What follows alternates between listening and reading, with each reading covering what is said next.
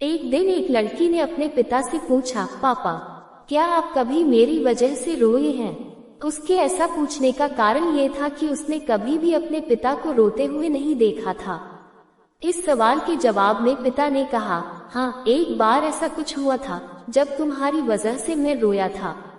यह सुनकर लड़की उस बात को जानने के लिए उत्सुक हो गई कि आखिर वह क्या बात थी जिसने उसके पिता को रुला दिया था।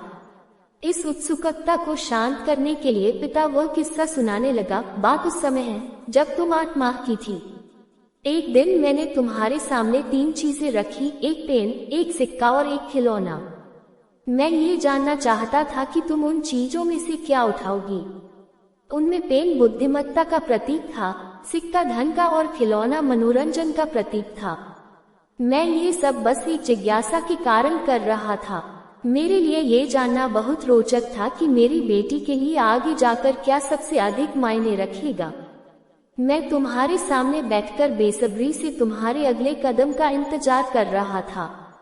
मैंने देखा कि कुछ देर बैठकर तुम उन चीजों को देखती रही, फिर घुटने के बल पर चलते हुए उनकी ओर बढ़ी। जब मैंने तुम्हें आगे बढ़ते हुए देखा तो मेरी धड़कनें मानो सी रुक गई, लेकिन अगले ही पल तुमने उन सभी चीजों को अपने हाथ से एक तरफ हटा दिया और आगे बढ़कर मेरी गोद में चली आई।